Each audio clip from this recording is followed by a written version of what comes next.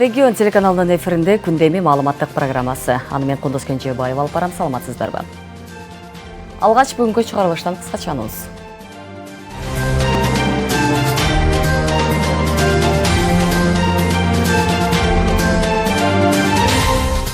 Кыргызстанда 1 грамда алтын уурдалбайт. Президент Садыр Жапаров алтын куймалары тартылган видео жана агасы жөнүндө сөздөргө комментарий берди. Парламентке 3 жаңы депутат келди. Жогорку кеңеште тазалоо аяктап, толуктоо процесси жүрүп жатабы? Жыл башында көчөт тигип пиар болуп, 2 ай өтпөй тиккен көчөттөрү куурап калган Баткен шаардык мэриясы.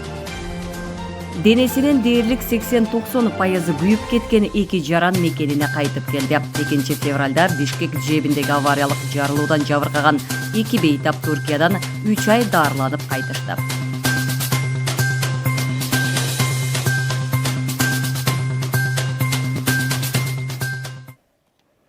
Кыргызстанда 1 грамда алтын уурдалбайт. Эгерде кимдир бирөө жолун таап, мамлекеттик мекемелерден алтын уурдап кармалса, 100 эсе кылып кайтарат. Бул тууралуу өлкө башчысы Садыр Жапаров акыркы талкуу жараткан маселелер боюнча берген маегинде билдирди.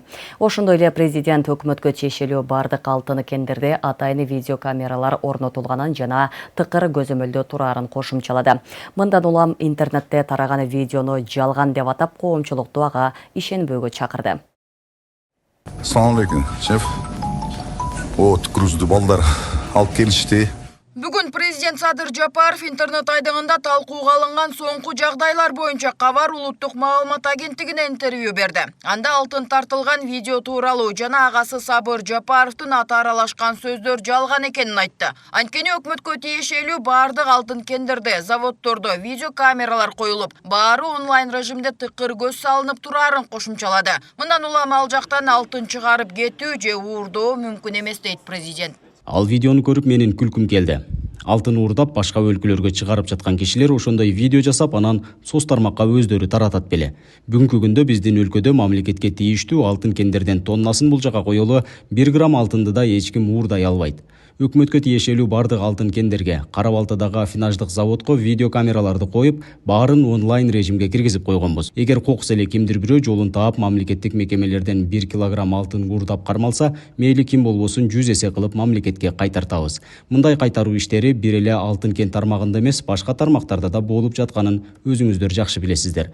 Ал эми менин бир туугандарым үй бүлөм чет өлкөлөргө бир нерсе чыгармак турсун, тескерисинче чет өлкөлөрдөн бул жакка ташып атышат. Ошол эле учурда мамлекет башчы өкмөткө караштуу Кыргыз алтын ишканасынын кирешеси ал кызматка келгенге чейин 2020-жылы 340 миллион сом гана болгон болсо, 2023-жылы андагы киреше 12 миллиард 600 миллион сомго жеткенин билдирди. Ал эми 2020-жылга чейин улуттук банктагы алтын запасы 16 тонна болсо, азыркы тапта 52 тоннага жеткен. Бул биздин акыркы 3 эле жылда жетишкен ийгилигибиз. Жылдын аягына чейин бул сан дагы жогорулайт. Ошондуктан ар кандай жасалма видеолорго ишеништин кереги жок. Убакыт баарын өз ордуна коет.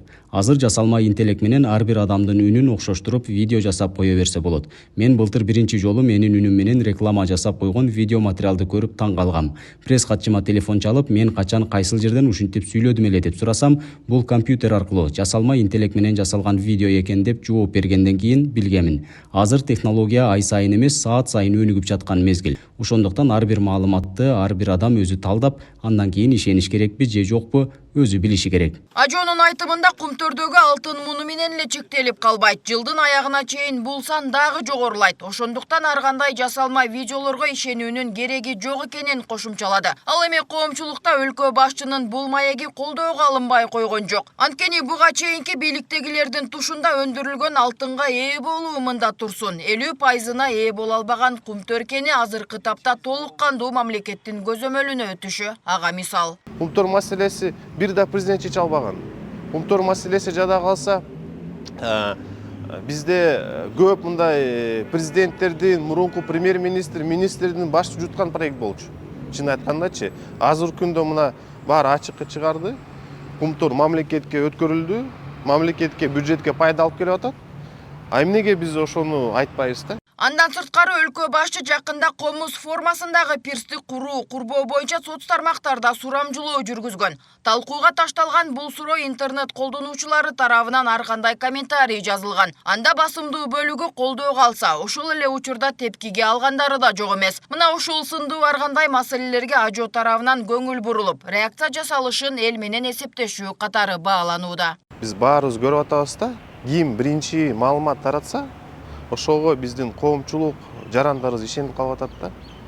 Негизи президент Садыр Нуркожоевич биринчи күндөн баштап ар бир ошундай көйгөй жараткан социалдык тармактарда мындай көп талкуулалган маалыматтарды өзүнүн оюну ушундай эле менин оюмча мындай даана такталган маалыматтарды берип атат да. Ар бир ошол президент өзү берген маалыматтарды биз карадык, карап чыгып атабыз. Буга чейин да дайыма бир жумада бир жол Садыр Нуркожоевич ошундай коомчулукта негизи суроо жараткан маалыматтарды өзү жооп берип атат да. Менин оюмча бул абдан жакшы. Анткени президент өзү ачык айкындыкты талап кылып атат, өзү коомчулук менен эсептешип, көп маселени ортого салып чечкенге аракет жасап атат да. Ошондой эле президент желек маселесине да токтолбой койгон жок. Андан трагедия жасоонун зарылчылыгы жок экенин эскертти. Анткени биз өнүккөн өлкө катары сыпаттаган бир катар мамлекеттердин туусу бир эмес бир нече ирет өзгөртүлгөнүн белгиледи. Мисалы, Америка өз желегин 26 жолу өзгөртсө, Испания, Венесуэла 8 жолу өзгөрткөн. Ал эми Францияда желек саясий режимге карап алмашып турарын кошумчалады. Нурзат Көчүмкулова, Майрамбек Абдибилал уулу, Регион, Бишкек. Президент Садыр Жапаров бүгін 10 майда Кыргызстандан банк кызматкерлерин кесиптик майрамы менен куттуктады. Ал бүгүнкү күндө банктар финансылык ортомчу кызматын көрсөтүү менен экономиканын маанилүү секторлорунун бири экенин белгиледи. Банктар экономиканын артыкчылык берилген тармактарын каржылоо, заманбап банк кызматын сунуштоо аркылуу өлкөнүн өнүгүшүнө өбөлгө түзүүдө.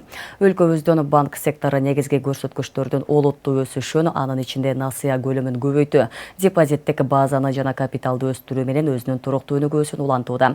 Азыркы заманбап шартта санарип технологияларынын өнүгүүсүн, дүйнөлүк тенденцияны жана чакырыктарды эске алганда, банк секторуна санарип инфратүзүмдүн потенциалын өстүрүүнү, инновациялык өндөмдөрдү кеңири колдонууну, туруктуу каржылоо принциптерин жана жашыл экономиканы ишке киргизүүнү тездетүүсү зарыл, деди президент.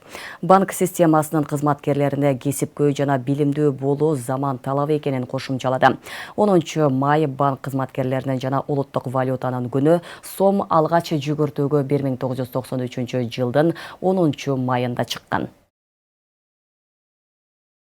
Кыргызстандан Улуттук банкы 10 майдан тарта жаңыланган 5000 сом банкнотун жүгүртүүгө чыгарды. 2023 жылдын үлгүсүндөгү 5000 сом банкнотунун алдыңкы бетинде актер жана сүрөтчү Сүймөнкул Чокморовдун элеси, арткы бетинде Ала Тоо кинотеатрынын имараты сакталган.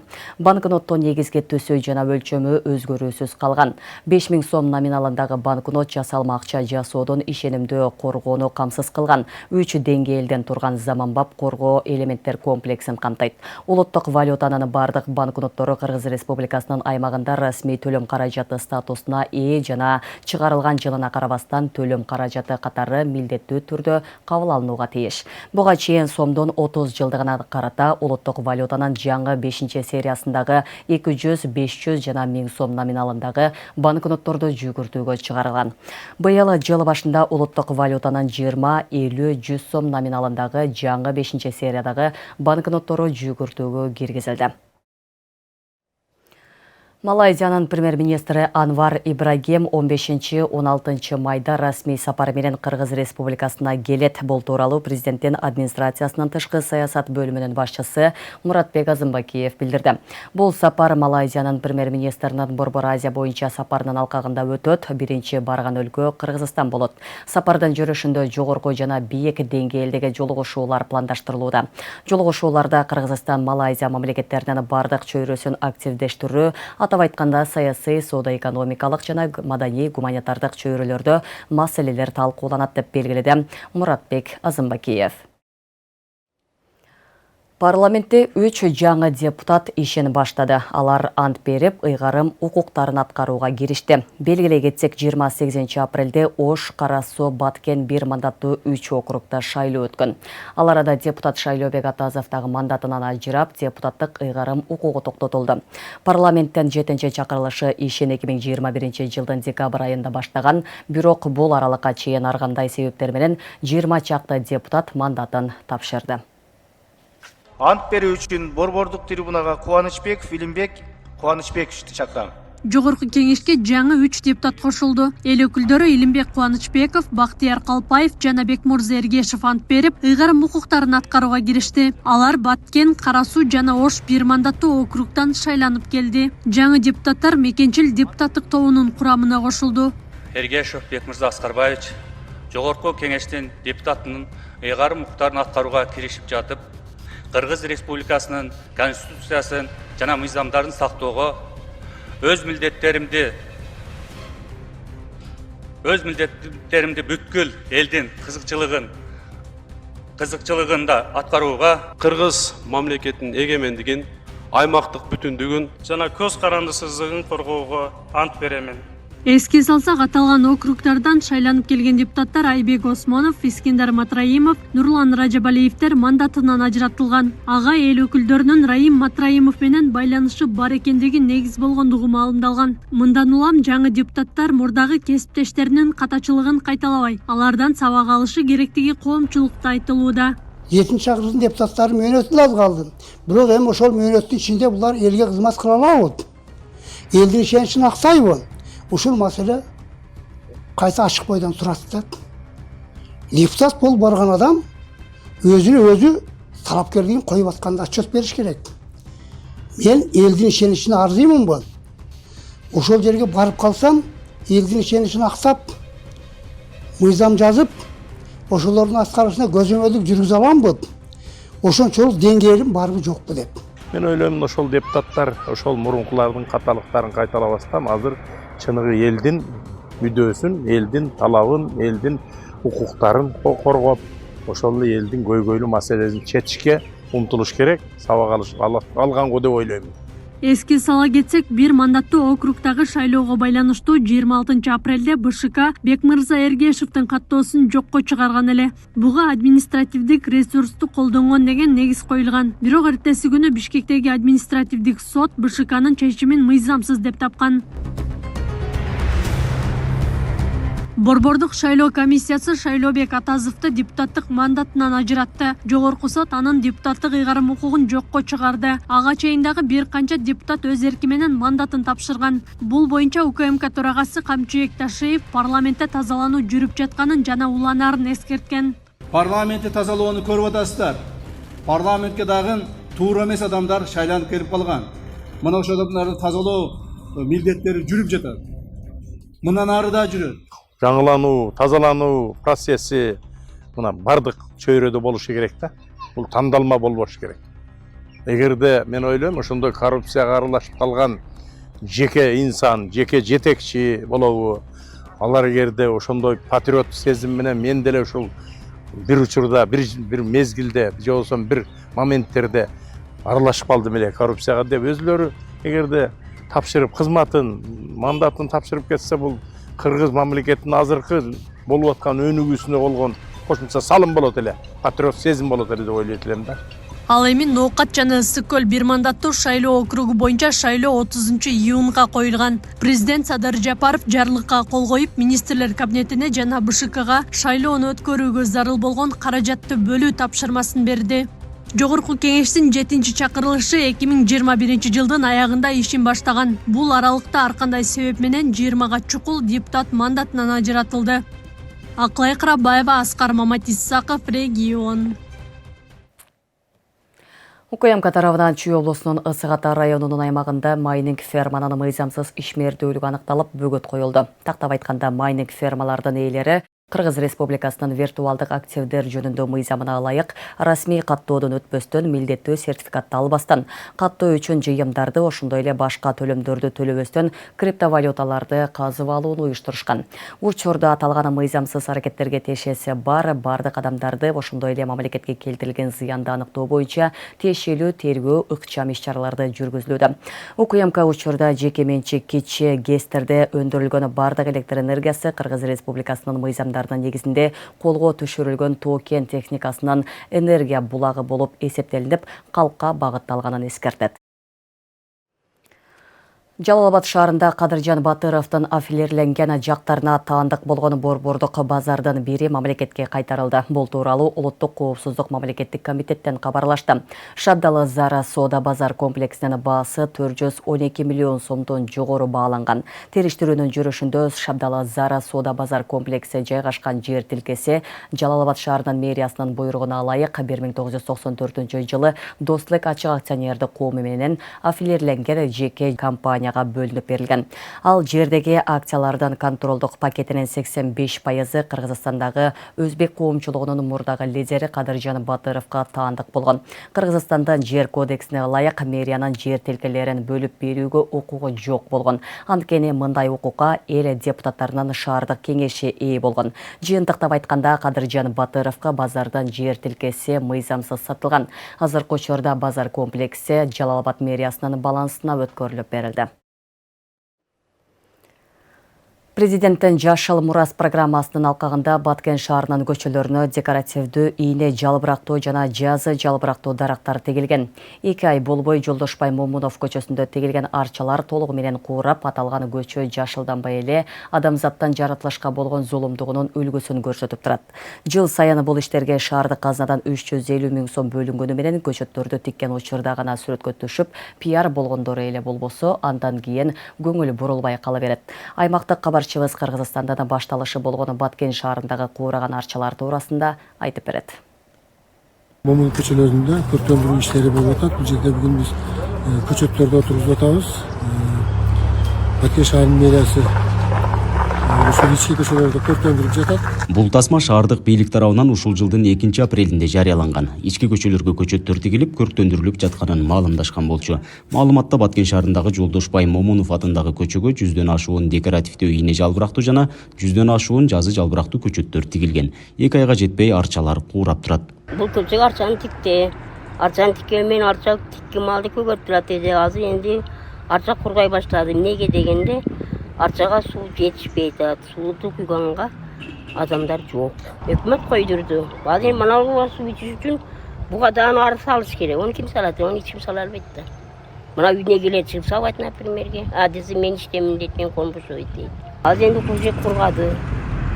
Буга кургаш керек эмес да, сууду утуруп куюп турса, ич болсо бир аптада 2 жолу куюп турса, бир челектен куйгандай эмес, бул көктөп келиши мүмкүн эмес. Бул көчө жакында эле кеңейтилип, жолдун 2 тарабынан да суу агуучу арыктар курулган. Бирок көчөнүн башынан аягына чейин бир да жеринен суу агып чыкпайт экен. Тигилген көчөттөргө бир тамчы да суу жетпейт. Чакалап суу куюу керектигин жергиликтүү бийлик тургундарга кайрылып жатат. Башкача айтканда көчөнү бойлой курулган арык дарактарды суугаруу үчүн максатталбаган. Тешиктери бар алардын баарын. Анан баягы жок жерлери мен жанагы суранып кеткеним элдерден эртең менен кечине чыгып атканда ошол лотоктон бир чакага суу алып туруп куюп койсо, өзүчө айтканда чилеке суу куюп койсо жакшы болмок да.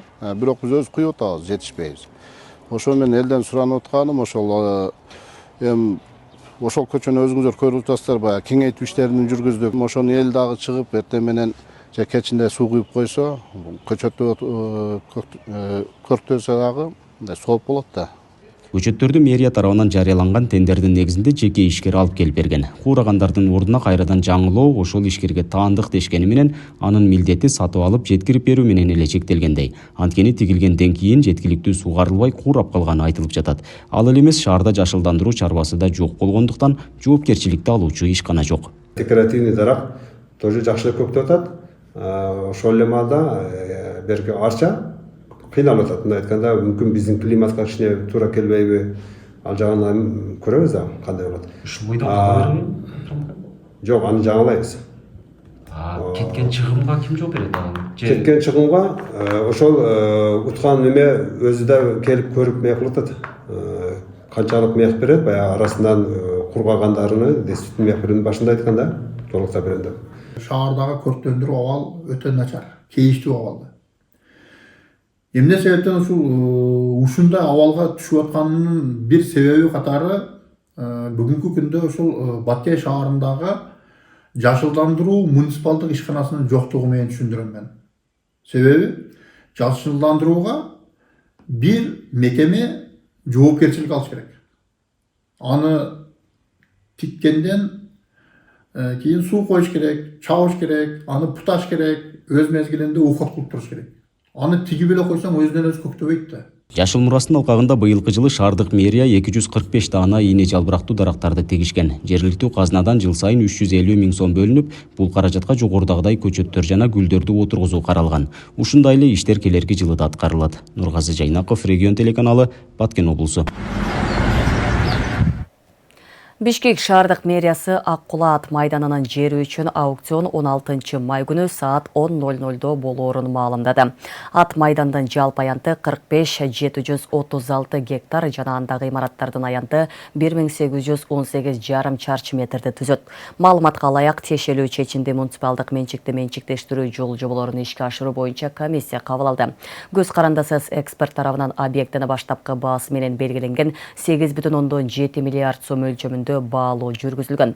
Быйыл 21 мартта Ак Кула ат майданынын жаңы курула турган имаратына капсула салынган. Президенттин маалымат кызматынан кабарлашкандай, жаңы ат майданда көкбөр оюндарын көрүү үчүн 10 миң орун, башкы ат майдан 20 миң орундуу болоору мерчемделген. Мурдагы ат майдандын аянты 57 гектар болчу. Жаңы ипподромго 200 гектардан ашык жер бөлүнүп берилди. Ат майданында соода борбору, мейманкана, дүкөн, кафе, ресторан болоору эске алынган. Комплекс жыл бою иштейт.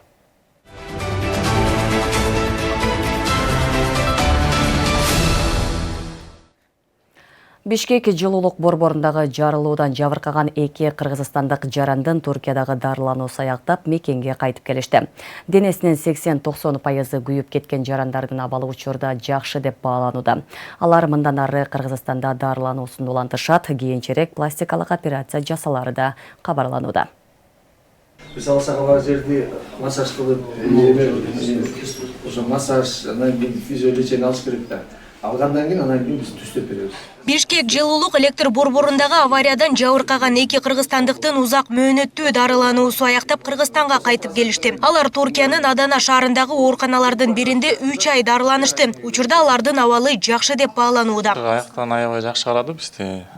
Жакшы мамиле кылып, жакшы лечение кылып келдик. Жакшы эле азыр пока. Состояние жакшы. Басып туруп жүрөбүз. Только реабилитация керек, анан физиолечение керек ошо.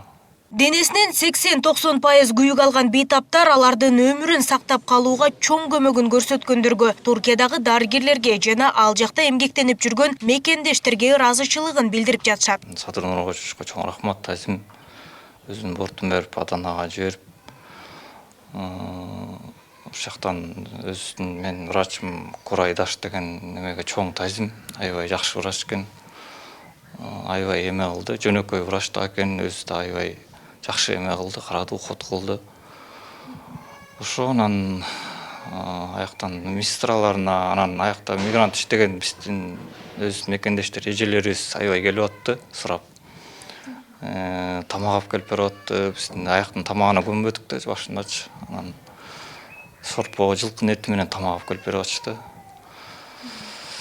Анан бир Рахат байке, Назир эже деген бир аябай жакшы адамдар бар экен. Ошо бизди аэропортко чейин салды, шаарды көрсөттү, мындай врачтардан сурап алып, кичине биз алаксытып, кичине эме алып жүрүштү. Келгенде ошо жакшы кабар менен келдим, ошо сүйүнчү болду болдум.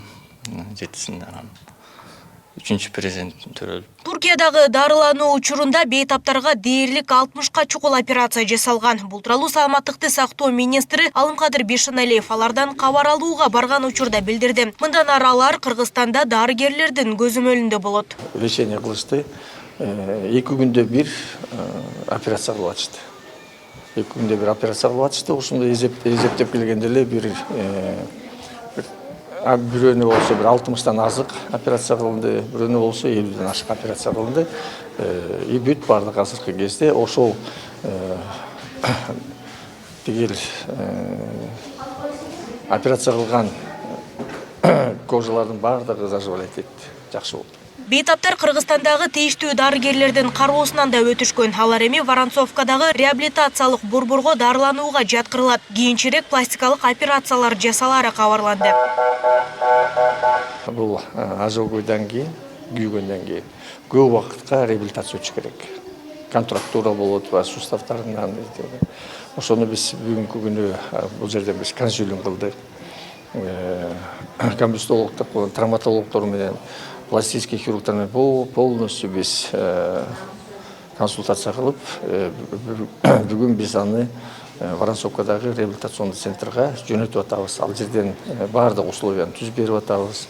Бул жерде комбустологдор 2 күндө бир барып карап турушат. Тиги жерде дагы врачтар бар, массаж алат, физиотерапия, грезолечение, бүт бардыгын биз өткөрүп беребиз. Кийин убакыт өткөндөн кийин пластический операцияларды дагы өзүбүздө биз кылабыз. Аны дагы биз ошо пластический хирургтар менен аларда көрүштү, кайсы убакытта кылат, алар да айтышты. Белгилесек, 2 февралда таңкы саат 3-4 чамасында Бишкек жебинде жарылуу болуп, кырсыктан 5 адам жабыркап ооруканага түшкөн. Алардын 2-өөнүн абалы оор болгондуктан Туркияга дарыланууга жөнөтүлгөн болчу. Нурзада Сыдыкова, Риет Абдылдаев, регион Бишкек.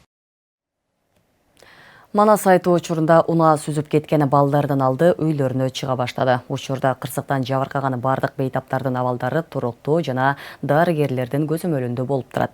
Бүгүн Суузак аймактык ооруканасынын сынык жарат бөлүмүндө жаткан окуучуларга уруксат берилди. Кырсыктан жабыркаган балдардын ден соолугунан биздин чыгармачыл топ да кабар алып келди. В первую очередь наши президенты. Спасибо ему большое, что так внимательно. Манас айтуу иш-чарасында унаа сүзүп кеткен балдардын абалдары туруктуу, алды үйлөрүнө чыгарыла баштады. 2 май күнү Суузак аймактык ооруканасынын сынык жарат бөлүмүнө 3 окуучу келип түшкөн. Экөөсү Суузак ооруканасында дарыланышты. Учурда балдардын ден соолугу жакшырып үйлөрүнө чыгууда. Үйгө кетебизби? Күн-түн жакшы болушунча карадык. Министрибиз күндө эртең менен таң атканда эле баштап балдарды сурап баштайт, ар бирини кандай абалдары деп.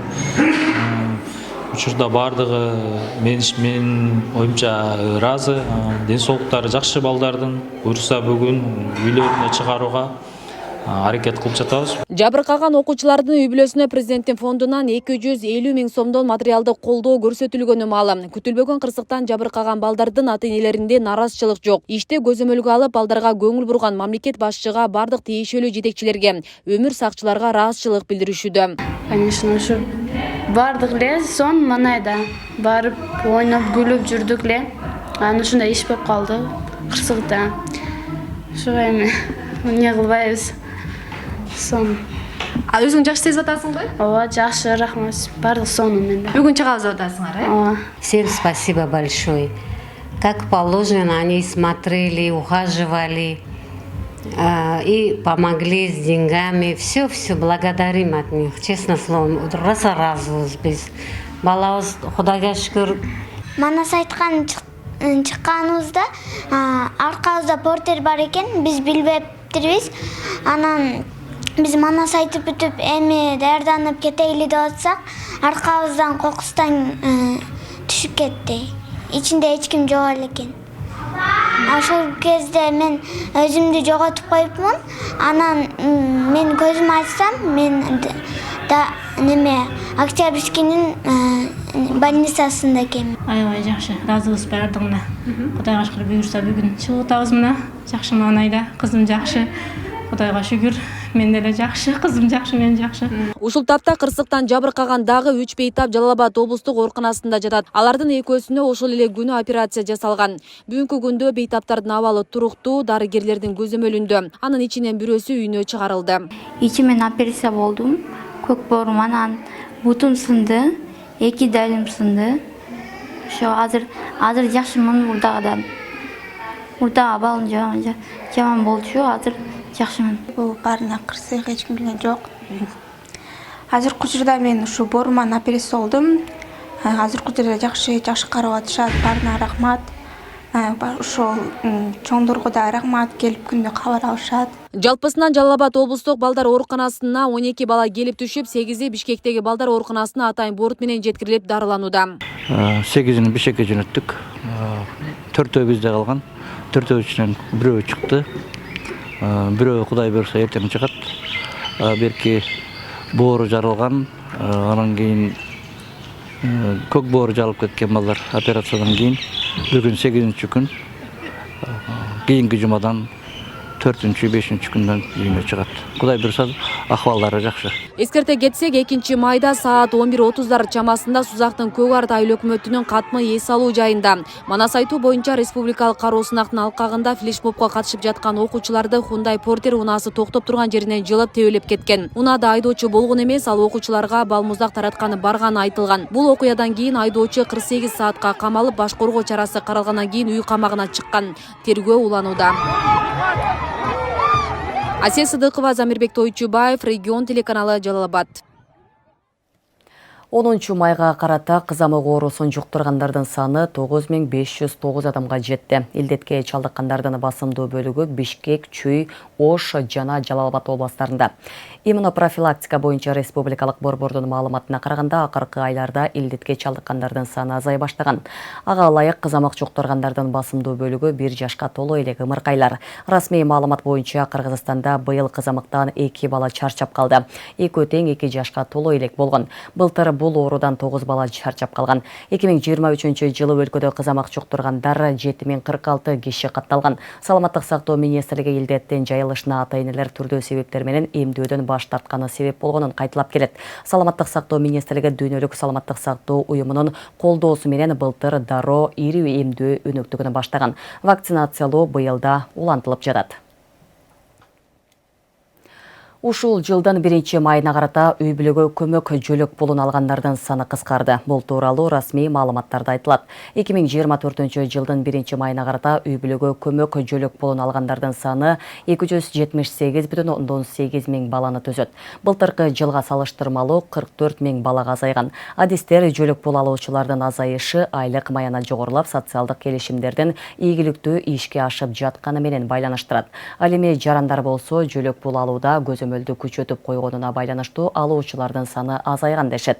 Бул көрсөткүч эл жакырчылыктан чыгып, жөлөк пулга муктаждык болбой калганын билдирбейт дешет. Коомчулуктун пикири кийинки сюжетте сөз болот.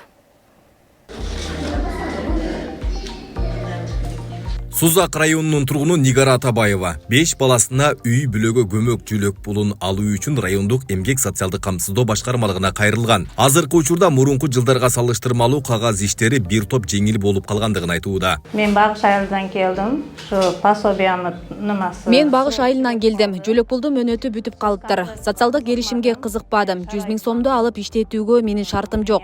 5 балам бар. Жөлөк пул алайын деп кагаздарды тапшырганы келдим. Мурунку жылдарга салыштырмалуу бир топ оңой болуп калды. Балдардын эле күбөлүктөрүн тапшырып коебуз. Ошону менен эч кандай документ сурашпайт. Ксерокопия кылып акки беребиз. Буруңудан көрө асара болуп калды. Кыргызстанда 2024-жылдын 1 майына карата үй бүлөгө көмөк жөлөк пулун алгандардын саны 278,8 миң баланы түзөт. Былтыркы жылга салыштырмалуу 44 миң балага азайган. Сузак райондук эмгек социалдык камсыздоо жана миграция башкармалыгы жөлөк пул алуучулардын азайышын айлык маяна жогорулап, социалдык келишимдердин ийгиликтүү ишке ашып жатканы менен байланыштырат. Жыл сайын ушул социалдык келишимдин алкагында көпчүлүк элдер жакырчылыктан чыгып атат. Мисал катары айтып өтсөк, 2024-жылга былтыркы 2023-жылга салыштырмалуу дагы 2 эсе көп республика боюнча берилип атат да. Аны райондор боюнча бөлүп караганда бизге 2004 үй бүлөгө туура келип атат. Үй бүлөгө көмөк жөлөк пулун алгандардын саны азайганы дагы бир себеби. Түндүк тиркемеси аркылуу кайрылган жаран боюнча толук маалымат билүүгө болот. Демек, жаран салык төлөгөн болсо дагы жөлөк пул берилбей калат. Түндүк байланыш тутумунда бардык организациялар, ишканалардын бардык эмелери ушул жерге катталган. Бул жерде анан санарип аймак программасы да иштелип чыккан. Бизде санарип аймак программа. Мурда справкалар топтоп келди айчылыкта. Азыр андай эч нерсе албайбыз. Справкалар топтолбойт бул жерде. Болгону паспорт, метрикалар эле көтөрүп келишет. Калган керектүү документтердин баардыгын биз түндүк программасынан чыгарып алабыз. Каякта жашаган жери, адрестери бүт ушул жерде чыгат да. Иштеген иштери, мал мүлктөрү, каттоодо эгерде каттоосу болсо, салык инспекцияда каттоосу болсо да ушул жерден көрүнөт. Ал эми жарандар болсо үй бүлөгө көмөк жөлөк пулун алгандардын саны кыскарганы менен эл жакырчылыктан чыгып, жөлөк пулга муктаждык болбой калды деген ойдон алыс. Пособиянын иши жок, экономикасы төмөн, үй шарты начар адамдар пособия алат. Тоорубу? Бүгүн эмне үчүн 44 миңдин адам азайды дегенде мен аны түшүндүрүп берейин. Эмне үчүн дегенде санариптешүү, баягы централизация, компьютерлештирүү, түндүк деген программалардын келиши ачыкка чыгып калды бүгүн. Ошон үчүн баягы ачыкка чыккандан кийин көбү баягы налог төлөп атат да. Ошонун эсебинен кыскартылышы мүмкүн. Сузак району боюнча 28 миңге жакын балага жөлөк пул берилип келет. Социалдык келишимдин негизинде 2022 жылы район боюнча 50 үй бүлөгө 100 миң сомдон, 2023 жылы 805 үй бүлөгө 100 миң сомдон берилген. Ал эми бул жылы 100 миң сомдон 2 миңден ашык үй бүлөгө берүү алдында турат. Мындай кадам аз камсыз болгон үй бүлөлөрдүн ишкерлик кылууга жол ачып, жакырчылыктан чыгаруу максатталган. Айбек Исабеков, Аскар Маматисаков, Регион. Регион телеканалынын күндеме маалыматтык программасын социалдык тармактардан күзөтүп барыңыздар. Ал үчүн Регион телеканалынын Facebook, Telegram жана YouTube каналдарына катталып, акыркы жаңылыктардан кабардар болуп туруңуздар. Ошондой эле Одноклассники социалдык баракчасынан дагы көрсөңүздөр болот. Жума күнгө даярдалган күндеме маалыматтык программасы мына ушулар менен соңуна келип жетти. Студияда Кундуз Кенжебаева болдум. Кайрада жакшы жаңылыктар менен жүз көрүшөлү. Саламатта туруңуздар.